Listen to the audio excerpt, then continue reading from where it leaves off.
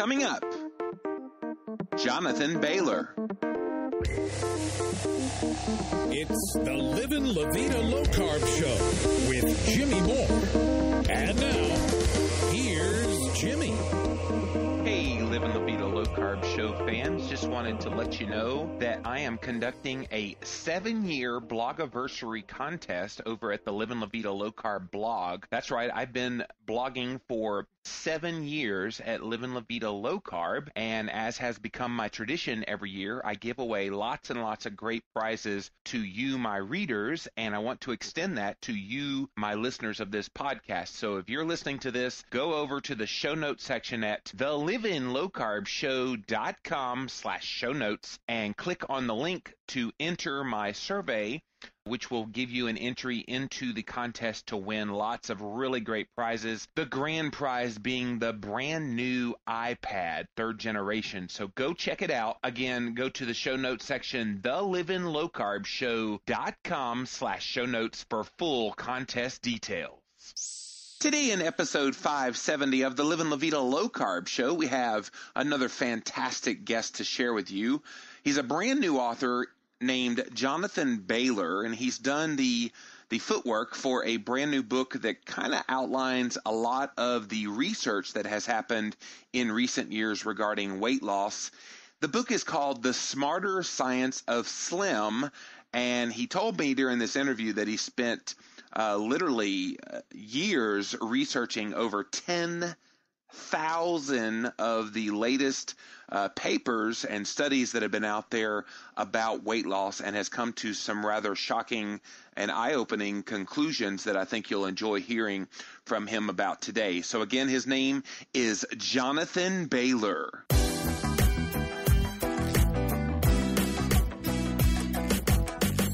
Welcome back to the Livin' La Vida Low Carb Show with Jimmy Moore. And today we have someone on the show that so many of you have been writing to me and say, hey, have you heard of this guy? He's got a great book. Yes, I've heard of Jonathan Bailor, and I know all about his book, The Smarter Science of Slim, Scientific Proof, Fat Loss Facts. You can visit his website, imagine that, thesmarterscienceofslim.com. And he has really put in the footwork, people. I mean, this is a fantastic book. Has spent the past decade collaborating with many of the top doctors and researchers, analyzing over 10,000 pages of academic research, God bless you for that, related to diet, exercise, and weight loss. The end result is all compiled in this book, which, you know, you would think after reading all those pages and pages of academia would be very highbrow, but it is not. It is extremely practical. He wanted it to be very straightforward, simple, and easy to read for the common person because, quite frankly, Jonathan, so many of us out here, we're just lay people living our lives, and we need somebody to maybe translate some of the gobbledygook that comes out, especially in nutritional science. It just seems to overwhelm so many of us. So thank you so much for writing The Smarter Science of Slim, and welcome to the Livin' La Vida Low Carb Show. Thank you so much, Jimmy. It's absolutely a pleasure to be here, so thank you for the very kind introduction. You're very welcome. Now tell us a little more about yourself, because people don't and you're a young guy, people don't just go and say, well, I'm going to go research for the next 10 years of my life every single academic research paper that's ever come out and come to a conclusion and write a book about it. And no, that's just not normal. Tell us a little bit of your background, how you got interested in this subject, and what you do for a real job before you had this book. Absolutely. So I'll start way from the beginning, if that's okay. Yeah. I've always been a naturally curious guy. As a little kid, I would always go to, science camps, and I also had an older brother, significantly older brother, who was very athletic. So he was always into sports. So here you have this little guy who's kind of a science geek and has an older athletic brother who he always looked up to. So as the time went on and I got a bit older, I'm not 5 years old anymore, I grew into a teenager. I did really the standard health and fitness thing. I researched everything I could from traditional media. I looked at all my brother's muscle magazines and read everything I could in terms of, everything you could get at a local library. And in fact, I even started training friends just as a hobby, got involved in sports, and then even took it so far as to become a personal trainer at a local Bally's. That's actually how I raised the money to go to college. Instead of flipping burgers, I became a trainer. When I became a trainer, that was really a turning point in my life, though, because what I would do is, now I'm officially an expert. I'm over at Bally Total Fitness. Clients are coming in and they're paying me thousands of dollars often to help them burn fat and improve their health. And I would do exactly what I had learned through all traditional mechanisms and even what I was taught as a trainer.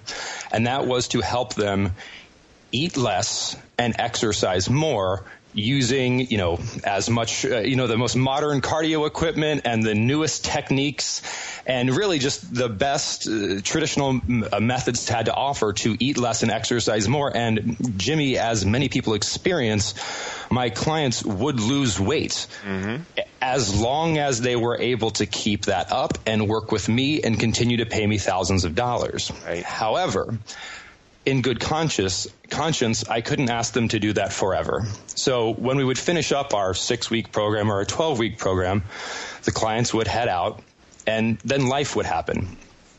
And, in life, it's pretty hard to walk around hungry.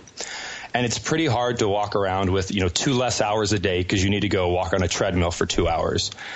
And this, frankly, just broke my heart. My clients would come back to me and they would more than likely and most often have gained more fat than they lost while working with me.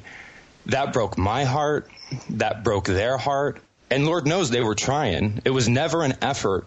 It was never an effort question. Asking someone to be hungry is incredibly hard. Asking someone to spend 2 hours a day exercising is unreasonable, frankly. So in some ways, I don't mean to get too emotional, but I felt like a failure. I was failing these people. So I got this burning question in my mind of, there must be a way. There has to be. The medical community has in many ways figured out treatments for heart disease and for diabetes. And even recently, there's been dramatic improvements in how we treat HIV and AIDS. There must be advances when it comes to long-term fat loss and robust health. And having no other place to turn because I had exhausted all traditional means and being kind of a geeky academic guy, I turned to academic literature and just started what became really a 10-year odyssey and spending a massive amount of time reading every study I could find. And it became a bit of an addiction, Jimmy, because what I realized immediately, it only took about 10 studies for me to realize there was a massive gap between what I call the actual experts, people who study nothing but human metabolism, endocrinologists, the people who spend their life researching this stuff, what they've found and what they've proven and what I was taught via every traditional mechanism available, in many ways, Jimmy, are the exact opposite. And then it became kind of almost like a religious thing for me of, wow, I've got to help spread this information. And that's where the Smarter Science of Slim came from. Now, along the way, you had to have been influenced by people who were like-minded in what you were trying to figure out. Can you tell us a few of the people who influenced you the most? During the research? Yes. Doctors over at the Harvard Medical School, such as Walter Willett. Mm-hmm. He's really been a fantastic advocate, and I know it must be near and dear to your heart for, de-demonizing dietary fat, right, which in the Smarter Science of Slim plays a critical role because the Smarter Science of Slim is about just eat natural foods. And it's very similar to paleo, although it's slightly different, and its methodology is really where it differentiates itself. But, Dr. Willett has been fantastic. There's a doctor who's not known in popular literature because he's very academic by the name of Theodoros Kelasedes, also over at Harvard, now over at UCLA, who's done a massive amount of work on the sort of endocrinological side. I think I just made up that word, but more from an endocrine perspective. Dr. Joanne Manson. There's so many. The Smarter Science of Slim is actually based off of over 1,100 academic studies. So Dr. Havel over at UCLA, just so many, and so many brilliant minds really played a role in creating this book. Now, I haven't heard in your pedigree of background anything about writing skills, because it's obvious reading The Smarter Science of Slim. You know how to write. You know how to make complex issues at least understandable for the common folk. Did you have any training in that? That's a good question. So what I do for a job, so people often say, it took this guy 10 years to write a book. What the hell was he doing for 10 years? So for the vast majority of that time, and still today, I am a full-time program manager with Microsoft on the Microsoft Word team, ironically, which is, of course, the software I use to write the book. So that's cool. So the point of that is what a program manager does at Microsoft. My degrees are actually in economics, computer science, and philosophy. And what we do is we are on the engineering side, but we work with the extremely technical people at Microsoft, the people who actually write code. And we sort of translate that so that the rest of the world can understand and benefit from it. So if you think about it, what I do professionally is take technology and simplify it. And what I do personally, or as, in my personal life, is I take biology and I simplify it. I've often told people, Jonathan, whatever you're good at, do that. I mean, it sounds so well duh, but I mean, people are like, I want to really help promote this message and get it out there, and you kind of got on fire and were, inspired by your clients not seeing success to really want to do something about it, and you took the skills and knowledge that you had and have now done it in this book and will continue to do it for many more years to come. But people are always writing to me going, hey, I want to spread the message, and I go, well, what are you good at? And find that passion, fuel it into the skill set that you've been blessed with, and get out there and do it. I mean, I'm not a natural, I've never done radio, I've never done interviews with anybody before, but I like to talk and I like to kind of investigate and ask questions. And lo and behold, the Livin' La Vida Low Carb show. So it's just funny how, it seems like people, when they come upon this idea like you did, wanting to kind of spread the message about the science behind getting slim, that they kind of cower in fear. Oh, I can't really add anything to the discussion. And yet you're proving, you can. Oh, absolutely, Jimmy. I actually, to further that point, I think getting started, just like you're saying, just take a step. It doesn't have to be every day. It doesn't have to be 10 hours a day. It doesn't even have to be your full-time job. We all have, generally speaking, about an hour or two during the day where we could either sit down and watch TV or do something else. And when we use that something else for something we're passionate about, I often find that to be even more invigorating than just relaxing. And often, the example I found while doing this research, the sort of surprising, helpful hand I didn't expect that came out of the woodwork was, while doing this research, most people don't do this kind of thing, as you mentioned. So when you read academic journal articles and research studies, all of the researchers' contact information is freely available. Their email addresses are right there. Often if you go to the university's website, you can even get their direct phone numbers. And I don't know about you, Jimmy, but when someone calls me up and says, man, I love your work, will you talk to me about it? Yeah. People are often happy to share their information with you. So you're telling the secret to my show. That's exactly what I do. That's how I buttered you up to get you on this show, man.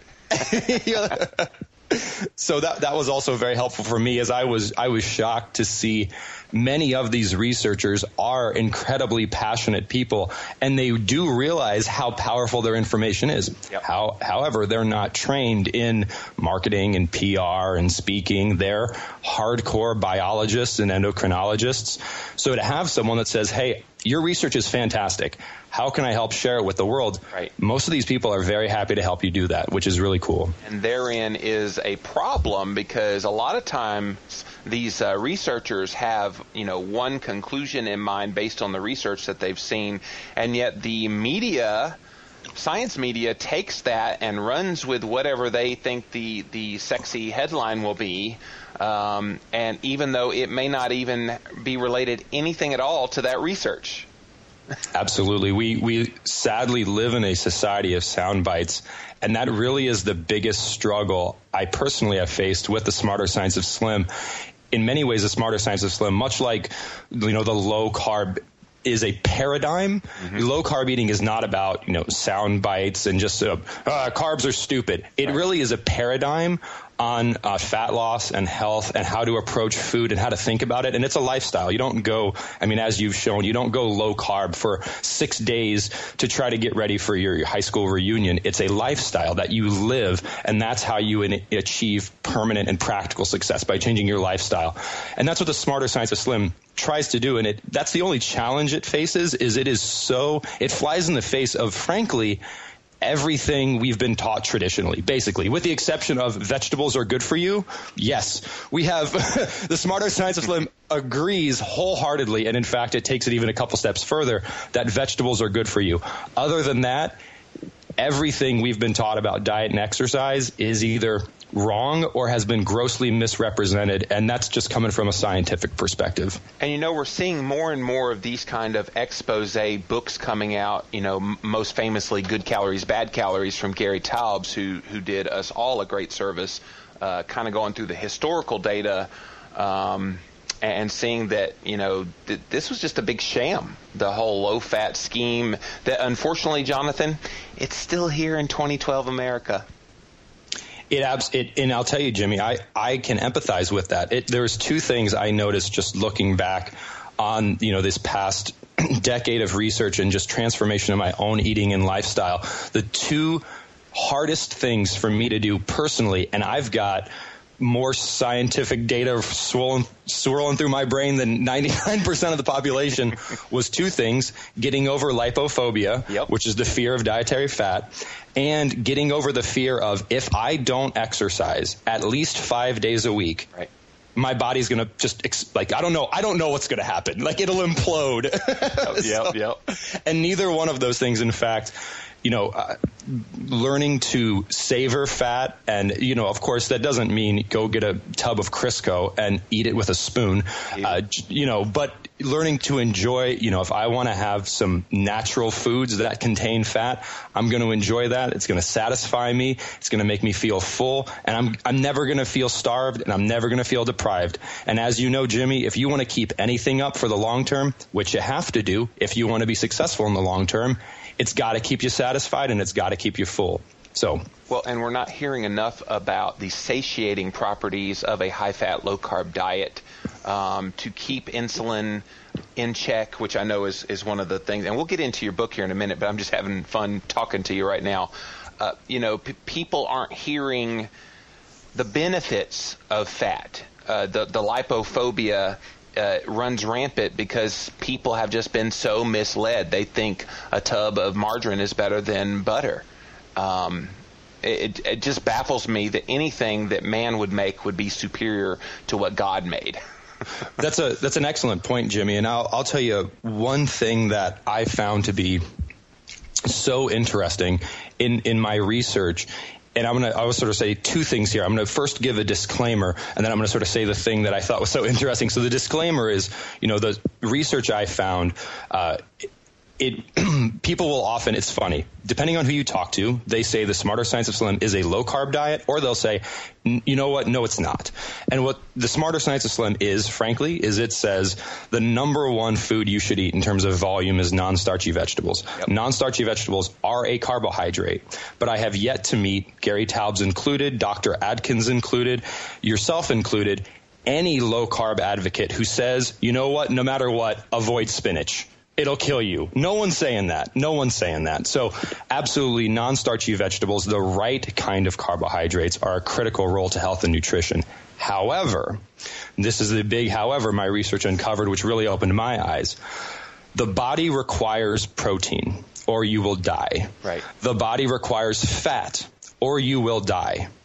Technically, if you never ingest any glucose, which is what carbohydrate is converted into, your body will make it. You will not die. The human body does not require exogenous or external glucose. It doesn't. You must have fat and you must have protein. However, our diet we've been told to eat a diet of 65% carbohydrate, which is the one thing our body doesn't really need, which is odd. You need it for energy, though, Jonathan. Haven't you heard?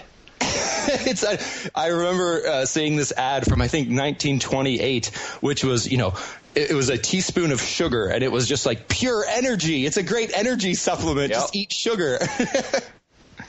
They don't tell you about the crash 2 hours later. Yeah. And you're right, Jimmy. It is. I mean, carbohydrates, that's really the best way to think of them. If the way I think about them, at least, is carbohydrates are either an incredibly effective way to get vitamins and minerals into your body, and those are non-starchy vegetables, some citrus fruits and some berries. So they're an incredibly effective just carrier of vitamins and minerals. Otherwise, they're just energy. And unless you're an athlete, you don't need any more energy. What you need is more nutrition. And that's Michael Pollan is famous for saying we live in the first culture ever to be overfed and undernourished. And I couldn't agree with him more. Carbohydrates are a great source of calories. We don't need more of those. We need more nutrition. Yeah, and the dirty little secret is you can get most of the same kinds of micronutrients and nutrition from organ meats, and beef, that you just don't have to eat all those vegetables that we've been told, oh, you got to have them or you don't get, fill in the blank vitamin. Eat the whole animal like our ancestors did, and you talk about that quite a bit in your book. Hey, let's get back to the way we used to eat, and we wouldn't have these issues. It's very true, and it is funny. Another realization I had during my research was, having been basically hanging my entire identity on the traditional eat less, exercise more prescription for weight loss. When I started reading these studies and basically having everything I thought to be true thrown back in my face, I thought to myself, how could this possibly be true? Clearly this data is wrong. I'm going to dig deeper and find data to support my preconceived hypothesis. But then I started to think to myself, just look around. Mm-hmm. Why would we believe that the current methodology is correct? Like, nobody, yes, exercise existed, but I like to use my mother as an example. My mother is in her 60s, and she tells me, Jonathan, when I grew up, I was told that if I exercised, I would become infertile. So women who, in most of our parents' generation were actually told that exercise was bad for them. Exercise only became mainstream in the 80s. So saying things like we're not exercising enough is the cause of our obesity problem, while we didn't have an obesity problem when no one was exercising, just doesn't make any sense. The same thing in the 50s when people ate steak and eggs for breakfast. We had a fifth of the obesity rate that we have today, but people were consuming more fat. So there's these sort of common sense things which we're just so inundated with misinformation that these really just common sense points sort of get pushed out of our brain. I know that's at least what happened for me. Mm-hmm. Well, let's dive right into the smarter science of slim, scientific proof fat loss facts. And I love the way you kind of broke down the various chapters into different parts, because a lot of these things are deeply held beliefs that are based on a whole lot of nutting. and you've proven and shown, and you do a really good job of, sourcing everything that you say. So it's not just coming out of the heart and mind of Jonathan Bailor. It's actually from scientific research, those over 10,000 papers that you looked through. But I'd like to dive right into it, because the first one is one that, until this paradigm is shifted, ain't nothing going to change about obesity and chronic disease. And it's the whole idea that calories in, calories out really matters. Absolutely. And this is one which has just been so misrepresented to us. And the misrepresentation is actually pretty simple when we use analogies, and that's, think about any other critical function in your body. For example, breathing. Of course, you and I can prove this right now. I don't recommend it, but we can hold our breath as long as we can. We can try it, Jimmy. Doing it now. You can try to control your respiratory system, but what you'll find in a few seconds is that eventually your body will win out. It hurts. There it is. Same thing with our immune system. We can take vitamin C supplements till we're blue in the face, but if a virus gets into our body, it's going to have its way. Point being, our body automatically regulates. We probably all remember from high school biology class this concept of homeostasis, and that is our body tries always to bring us back to a state of normalcy. So if we have a fever, our body will try to bring us down to a state of homeostasis. If our heart rate gets elevated, our body will automatically try to bring us back down. What we don't realize, when I say we, I mean basically everyone outside of the hardcore academic research community, is that when it comes to fueling the body, which is about as critical as breathing, the body works the same way. It automatically regulates. When you have your body properly functioning, and I call it hormonally unclogged, your body will automatically regulate how much food you eat and how many calories you burn off. It's not something you need to consciously monitor. In fact, thinking that you can consciously monitor it is about as a reasonable expectation to put on a person as telling someone to consciously, make sure you blink at least 10 times a minute, or make sure you breathe at the following rate. You can't, that's not how the body works. The body automatically regulates. The key is we have to keep the body working properly so that it can regulate itself properly. This is why, and this is kind of a morbid analogy, this is why HIV and AIDS is such a sad condition, because it actually attacks our immune system itself, thereby preventing the body from healing itself. And what eating these low-quality starches and sugars do is it attacks, in many ways, our metabolic system itself, preventing our body from being able to regulate itself and causing chronic obesity. But fundamentally, when we feed ourselves the right food, our body automatically regulates calories in, calories out, and the focus should be on the quality of the food we're eating, not the quantity.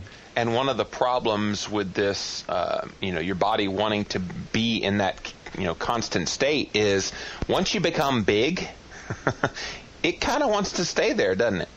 That's absolutely true, Jimmy. And in fact, and this is really the most heartbreaking thing I discovered in my research and even in my personal life, is that once your body thinks it should be big, or what I talk about in the book as an elevated set point in the research, if you try to treat that by just starving yourself, by ripping nutrition out of your body, either via over-exercising or by just eating less, just taking the same diet that caused an individual to become obese and eating less of it, is a bit like touching a hot stove less hard to not burn your hand. It's not going to solve the problem at all. And in fact, what the research shows unequivocally is it actually makes it worse. There's a huge myth that if you eat less, your body will burn fat. That's false. That's just absolutely not borne out by the research. If you eat less, the first thing your body does is slow down. The second thing it does is burn muscle. The third thing it might do is burn fat.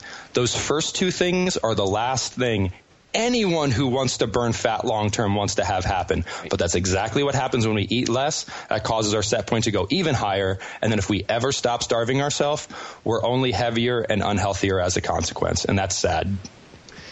Yeah, you do a great job of outlining all of those things, and I especially love the whole chapters on exercising more does not cause long-term fat loss, exercising less does not cause long-term fat gain, and eating more does not cause long-term fat gain. You really lay it all out there for people, because from a logical standpoint, eat more or eat less, exercise more just makes common sense, and yet it's not based on the science. Well, and you're exactly right, Jimmy, and that's the biggest, another reason this took 10 years is trying to find a way to communicate what is such a fundamental paradigm shift is not easy. And the thing about the point you just made, which is spot on, is eat less, exercise more, makes sense if we have a certain mental model of how our bodies work. If we believe that our bodies work like a balance, where, if you put more calories in, then the balance tips in favor of weight gain. And if you take more calories out, then the balance tips in favor of weight loss. The only reason that makes sense is because we're thinking the body works like a scale. But if that's not how the body works, then it may not make sense. An analogy I prefer to use is an analogy of a sink. where a sink is designed to drain water. And in fact, no matter how much water you put into a sink, it will just drain more water. The more water you put into a sink, the more it will drain. Water only builds up in a sink, and fat only builds up in the body if the sink becomes clogged and if the body becomes clogged. And how do sinks become clogged? Sinks become clogged because you stop putting the right stuff in it. Sink will never get clogged by putting too much water in it. However, sink will get clogged if you put hair and paper towels in it. Body will never get clogged by putting a lot of good food into it. However, the body will get clogged if we just put a little bit of low-quality starches and sweeteners in it. And that then causes an overflow. It causes an overflow of fat. And when you think about exercising more, let's go back to the sink analogy. Exercising more is just kind of like taking a teaspoon and just trying to flick water out of that clogged sink. Again, yes, the water level may drop temporarily, but the sink's still clogged, Jimmy. You know, the problem is the sink has lost its natural ability to drain water. And the problem with chronic obesity is that the body has lost its natural ability to keep us thin. Ripping calories out of it is just lowering the water level temporarily. It's not clearing that clog. The key is clearing the clog, and the way the research shows we do that is by focusing completely on the quality of food we're eating and the quality of exercise we're getting, not the quantity at all. Yeah, and you get some people that are pseudo-smart who try to chime in with the whole, well, it doesn't go, it goes against the law of thermodynamics to think that if you don't cut your calories, you're going to have issues. And so, but I love that you quote in there Dr. Richard Feynman, who's a good friend of mine. Tell us about the whole law of thermodynamics concept and why it does not apply when we're talking about fat loss. I love that you brought this up, Jimmy, because every day I must, I have a little Google alert set up to see when people are talking about the Smarter Science of Slim or my name, and someone says, these 1,100 studies are wrong because the law of thermodynamics proves something else. So here's again, and this is one it's well intended. It's just a misunderstanding. Yeah. So the quote is, if you eat less and exercise more, you must burn body fat. Anything else violates the law of thermodynamics. And what they're trying to assert is that energy cannot be created nor destroyed. Therefore, if you eat more calories, your body has to do something with it. And they're assuming it stores it as fat. Therein lies a critical assumption. Let's take the assumption the other way. If you eat less, your body has to do something. Yes, the law of thermodynamics does prove that if you eat less or if you exercise more, the body must do something.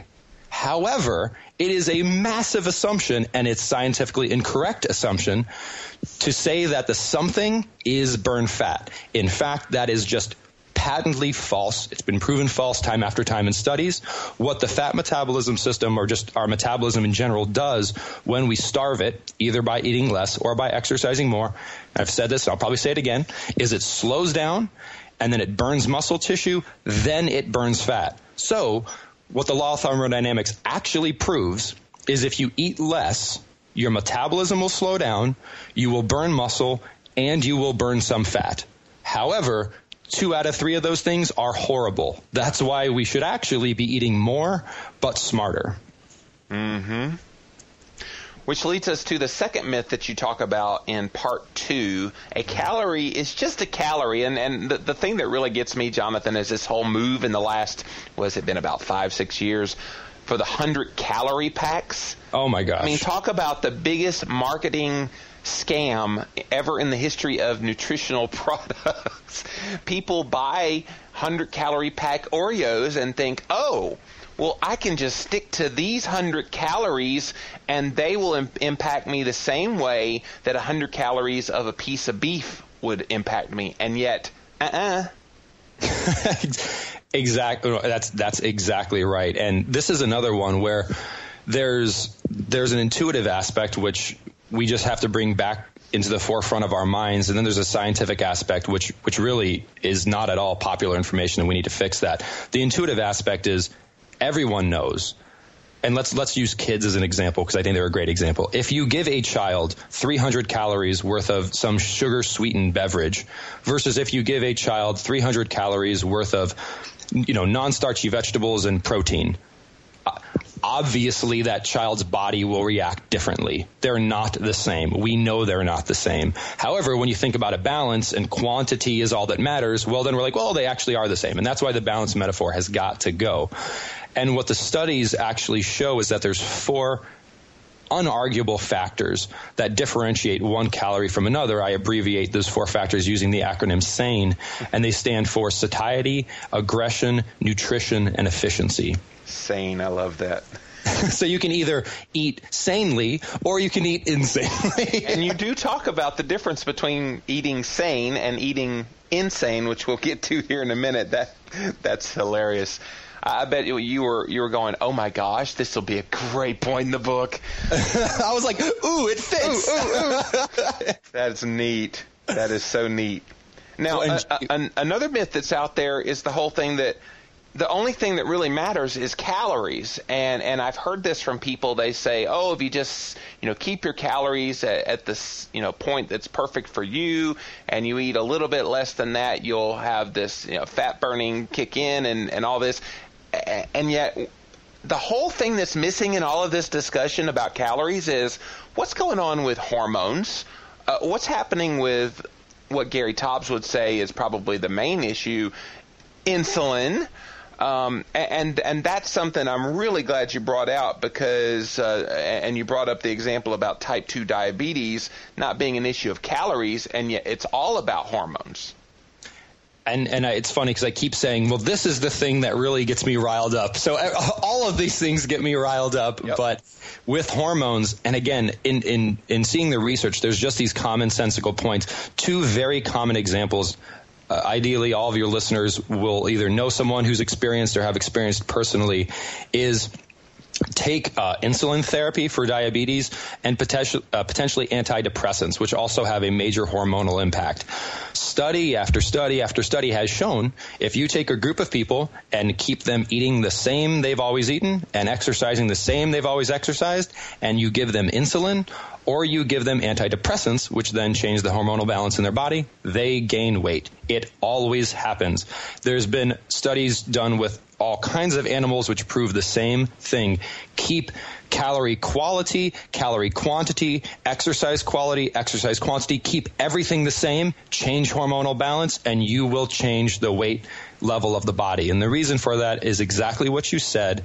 Our body speaks hormones. Our body doesn't speak calories. Frankly, our body doesn't care too much about calories. It cares about hormones. Another example is steroids. An individual can keep eating the same amount of food they've always eaten. If they inject themselves with steroids, they will burn fat and build muscle. Again, these are just obvious examples of it can't just be about calories. That doesn't mean calories are irrelevant, but for people to come out and just say, just think about calories, they either think we're stupid or they're being misleading, because I can understand calories and hormones. I bet you can too, and I bet all of your listeners can. And that's what Gary Taubes has done such a great job of, is bringing hormones to the surface and understanding that hormones technically play an even more important role than calories. In fact, the only reason calories matter is because they allow us to control our hormones. Specifically, the quality of the calories we eat allow us to change the quality of hormones in our body. Same thing with the quality of exercise we do. By changing the quality of the exercise we do, we can change the quality of the hormones in our body. However, if we just diddle with quantity, that has no impact on hormones. That is back to the balance metaphor of calories, which is just flawed because, remember, the body automatically regulates itself. So it's all about hormones. Well, and part of the problem here is our government puts out things like My Plate and dietary guidelines and telling us we need to watch calories and keep saturated fat to some ungodly low number, to eat more healthy whole greens. We can't undervalue, and I know a lot of people say, well, I don't pay attention to what the government tells me what to eat. And yet it's not really about that, because it really pervades so much of our society, because the echo chamber effect goes into it happens.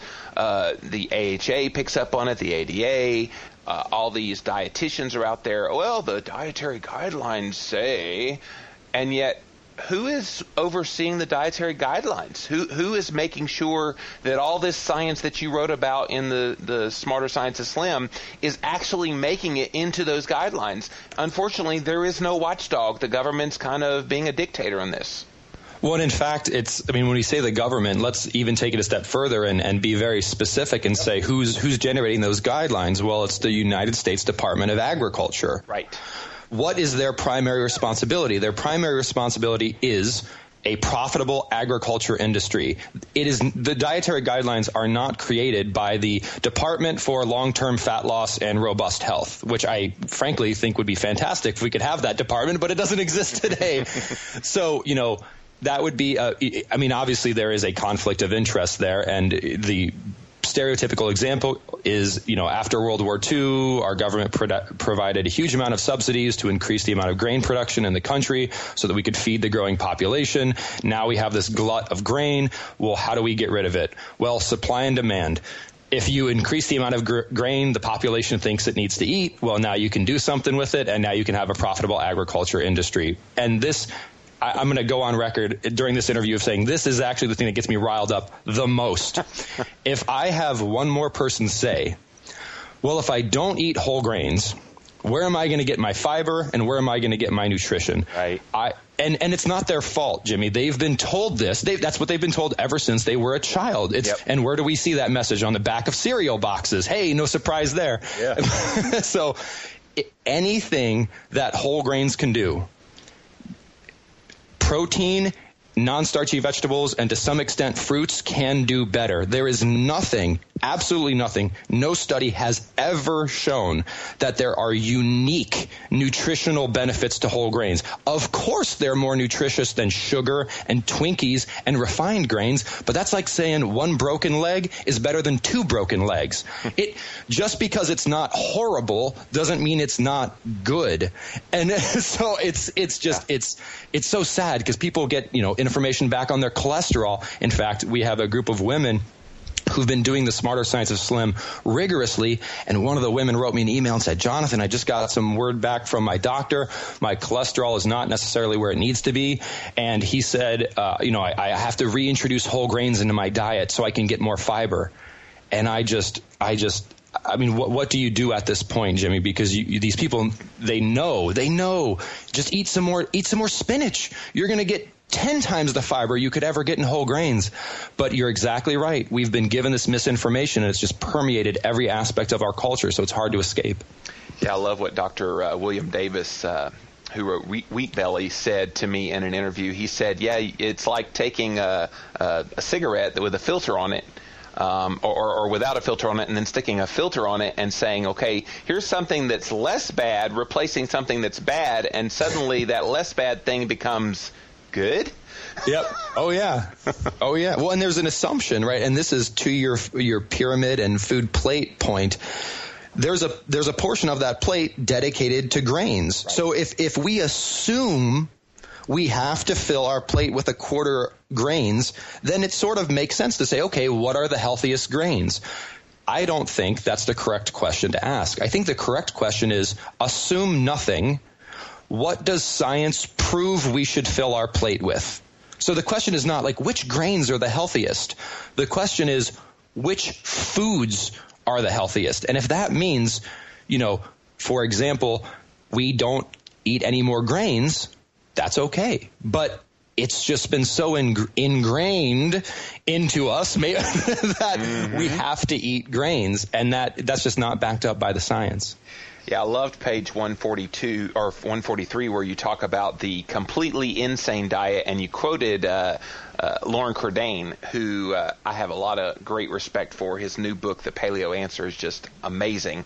But in there, he gave a statistic for you that said 72% of what we eat today was not eaten for at least 99.8% of our evolutionary history. And he made that point in the new C.J. Hunt film, too, In Search of the Perfect Human Diet. But you kind of list it all here for us, and we're looking at like 20% of our calories in our diet are from refined grains, and not surprisingly, nearly 20% from added sweeteners. Refined oils, make up another almost 20%. There's a little bit from dairy or alcohol, and then about 10% from dairy. It's just amazing. People, eating today, they think what we're having and what they find in their grocery stores today is like typical food, and yet 10,000 years ago that have been like, what is that? what am I supposed to do with margarine? Am I like shine my shoes or something? I mean, what is that? No, it's very true, Jimmy. I mean, Michael Pollan, again, he's a very influential man in my life as well. And while he generally focuses a bit more on the political aspects and a little bit more holistic societal things, his point about just eat food, And when we say food, we mean food, like something that exists in nature. If you just eat those things, you basically will be fine. And it's really that simple. Like, just eat food. That's all we have to do. But that's not what we're told. And why? Like, it's not as if, I can understand the USDA's perspective of, well, we have to, people are busy. We just need to give them some simple guidelines. The simple guideline of eat food, and food is defined by things you can find in nature. For example, there's no such thing as a Cheerios tree or a bread bush. Like, you can't find that. You don't eat raw wheat. You have to process it first. If we just eat food, we're going to be good to go. Indeed. And I love the graphic on page 162 where you talk about the pre-civilization diet, what it looked like, and then today's typical diet, and then what the government thinks we should be eating diet. And it's three very, very different. We're very insane, let's put it that way, if we think that that's healthy. Now, one of the things that comes into play here that we haven't talked about that you mentioned in part 5 of your book, and again, the name of the book, The Smarter Science of Slim, we're talking to Jonathan Bailor, is the whole connection of keeping people obese, because there's a lot of money to be made. Absolutely. And I definitely don't ever want to come off as a conspiracy theory guy, and that's very much why the book is predicated on science. Everything that I say in the book is either quoted from someone directly when it comes to talking about big business, or quoted directly from a study, which is then cited in the book. And the fact is quite simple. I mean, obviously, there's very little money to be made if you are healthy and if you eat farm-grown food. Basically, if you shop on the perimeter of your grocery store and you eat, non-starchy vegetables and lean sources of protein, natural fats. If you eat those things, that's not where profit lies. Profit lies in the middle of your grocery store in these manufactured type foods, which are fundamentally starch and fat, because those are, and sugar. And when you combine those three ingredients together, you can do all kinds of stuff that make our taste buds go crazy, but then make us unhealthy and make us gain weight. And you can charge a lot of money for them because you can put them in fancy packaging and you can sit them on the shelf for 3 years, which is great from a business perspective, because fundamentally what you've made is a food product. You're no longer selling food, you're selling a product, and you can make a bunch of it and you don't have to worry about it spoiling, and you can charge a premium for it because no one knows what it should cost because it's a new product. And then combine that with the fact that, you eat all those food products, your body goes to not a happy place. Then you need to go get a gym membership so that you can just exercise away those calories, which is another horrible myth, because we know those low quality calories are doing hormonal damage that no amount of traditional exercise will ever undo. So the exercise doesn't help you. So then you have to go to your doctor, and then you have to go on Crestor and Lipitor and all of these prescriptions, which don't cure anything. They just treat symptoms.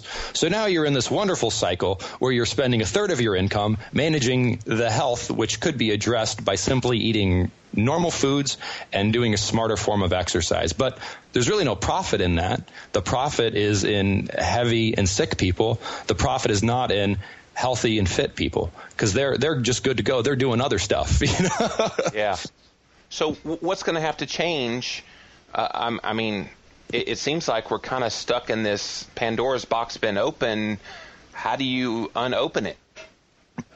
Well, Jimmy, I do think we live in an exciting time, and you're a great example of this. I mean, 10 years ago, 20 years ago, definitely an individual such as yourself, and even an individual such as myself, would not be able to make the difference you are making, and I hope to be making over the coming year, obviously with the book only being out for 6 weeks. And I do think, look at the Atkins diet, for example. Look at the low-carb movement.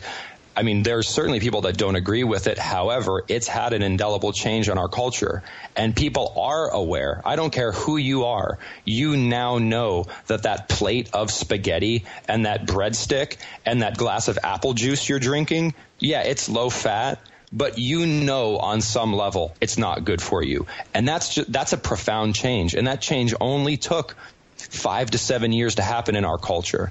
And I feel like we are headed in the right direction. As much as I don't like to criticize, it's unfortunate that I have to criticize the USDA, the plate is better than the pyramid. I mean, it is. The pyramid used to say you need 6 to 11 servings of grain. The plate now has it sort of relegated to a little quarter of your plate.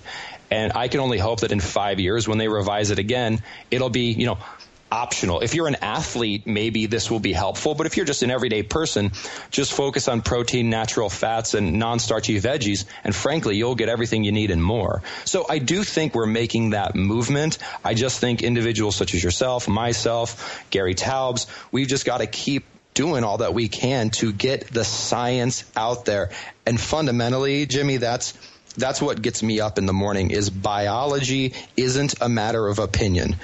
We can sit here and talk all day about, whether eating meat is moral or not. Mm-hmm. What we can't argue about, because it's not a matter of opinion, is when you eat a piece of meat, what the body does.